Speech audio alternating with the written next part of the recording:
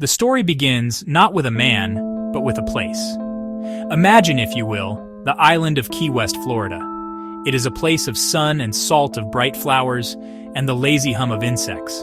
But even in this sun-drenched paradise, shadows can grow long and dark. On a quiet street, there stood a house that seemed to hold its breath. It was not grand or imposing, but it possessed a strange, watchful quality.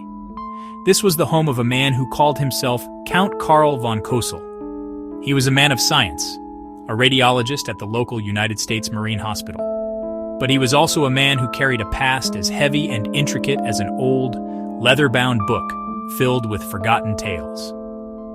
The year was 1931. The world was caught between the memory of one great war and the creeping dread of another. In Key West, life moved at a slower pace. People knew their neighbors. They shared stories over fences and on front porches. The Count, as he was known, was an oddity.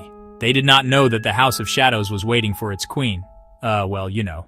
Karl Tanzler, for that was his real name, was not a count. He was born in Dresden, Germany in 1877. His life was a tapestry woven with threads of fact and elaborate fiction.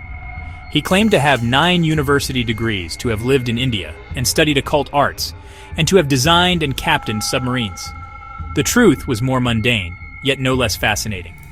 He was an intelligent, self-taught man, an electrical engineer and inventor with a restless spirit. He had a wife, 2 daughters living on the mainland, a fact he conveniently omitted from his new life in Key West. His work at the Marine Hospital brought him into contact with the fragility of the human body. He was a radiology technician, a man who used X-rays to peer inside people. He was known for his gentle touch and his strangely intense bedside manner. Patients felt he truly saw them, that he cared for them, with a devotion that went beyond mere professional duty. He was building an airship, a massive Zeppelin-like craft he called the Countess Elaine, which he believed would one day carry him to the stars. Her name was Maria Elena Milagro de Hoyos. She was a young Cuban-American woman of striking, delicate beauty. In April 1930, her mother brought her to the Marine Hospital. Elena, as she was known, was suffering from tuberculosis, a disease then known as the White Plague. It was a devastating illness, a slow and certain sentence.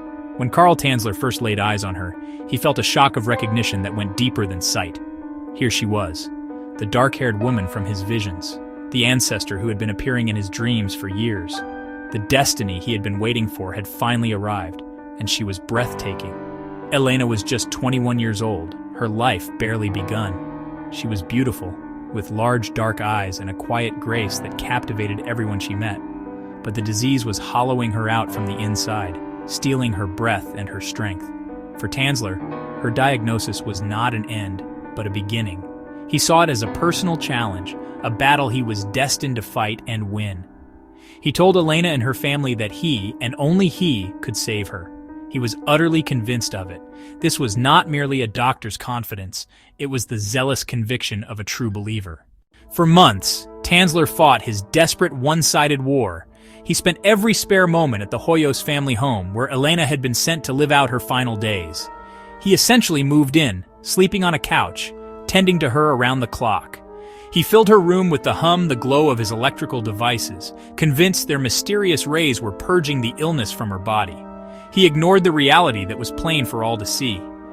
Elena was wasting away. Her breathing grew shallow, her beautiful face gaunt. The light in her dark eyes was beginning to fade. Her family watched, caught between hope and a growing unease. The Count's methods were unorthodox, his intensity unsettling. On October 25, 1931, the battle ended. Maria Elena Milagro de Hoyos died in her family's small home, surrounded by the strange machines and useless tonics of the man who had promised to save her. She was 22 years old. For her family, it was a moment of profound, expected grief. The Count's grief was a performance of epic proportions. He insisted on paying for a lavish funeral, one far beyond the means of the Hoyos family. He commissioned the construction of a grand mausoleum in the Key West Cemetery, a stone building more fitting for a queen than a young woman from a working-class family. Before Elena was buried, he had a mortician create a death mask of her face, a perfect plaster likeness. He also had one key to the mausoleum, only one. For 2 years, he kept a lonely vigil. Every single night, without fail, he would visit the mausoleum. The cemetery keeper would see his flickering lantern moving through the darkness, a solitary point of light among the silent stones. He would unlock the heavy door and disappear inside for hours. He told her that their time apart was only temporary. He promised he would not leave her alone there. The lock on the door kept the world out, and it kept a terrible secret in. In the spring of 1933, the nightly visits stopped. His neighbors noticed a change in him. The profound sadness that had seemed to cling to him like a shroud was gone. In its place was a strange and unsettling cheerfulness. He bought women's clothing at the local stores. He purchased perfume. He purchased jewelry. People assumed he had finally found a new companion, a living woman to ease the pain of his loss. But no one ever saw this new woman. He would be seen in his home, through the windows, seemingly dancing with a partner. He would sit at his organ and play. Those who listened closely thought they could hear him speaking softly between the notes, as if to someone sitting beside him.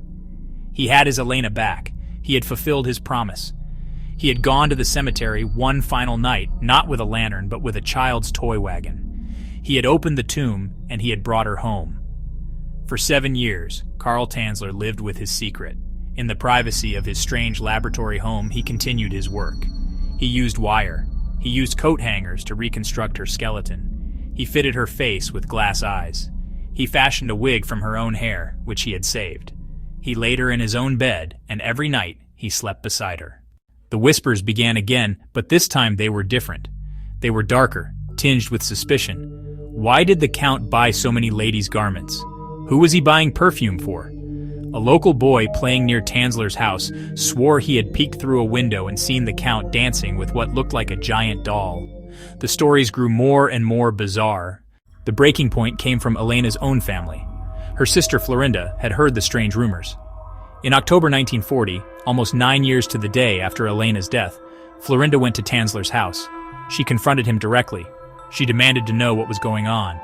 Tanzler, for once, was flustered. She pushed her way into his home, into the bedroom, and there, lying in the bed, dressed in a wedding gown, was a figure that was both horrifyingly familiar and terrifyingly wrong. It had her sister's shape, but its skin had a waxy, unnatural sheen. Its face was a mask. Florinda fled the house in terror, her worst fears confirmed in the most gruesome way imaginable. She went straight to the authorities. When Tanzler opened it, his 7-year secret was finally over. The discovery sent a shockwave through Key West and then across the entire country. The authorities entered the home and found exactly what Florinda had described. The figure in the bed was, indeed, the preserved remains of Elena Hoyos. They found the wires, the plaster, the wax, the glass eyes. They discovered the immense quantities of chemicals he had used. The story was a newspaper sensation, a gothic horror tale come to life in the sunny tropics. Tanzler was arrested and underwent a psychiatric evaluation. He was surprisingly calm, cooperative, and lucid. He explained his actions with a strange and simple logic. He had loved Elena. He had promised he would always be with her. He had simply kept his promise. Ultimately, the case against him collapsed. The statute of limitations for grave robbing had expired. Carl Tanzler, the Count, was set free. His strange story now a part of American folklore. After the trial, Elena's body was subjected to one final indignity. Before she was reburied in an unmarked grave, her preserved form was put on public display at a local funeral home. Thousands of people, driven by a morbid curiosity, lined up to see her. They filed past the open casket, staring at the strange, doll-like effigy that had once been a beautiful young woman. She had become a spectacle, a tourist attraction. Carl Tanzler, now infamous, moved away from Key West. He wrote an autobiography, published in a pulp magazine, telling his side of the story. He created a new life-sized effigy of Elena, this one made from a mannequin and the original death mask he had kept. He lived with this new version of his beloved for the rest of his life.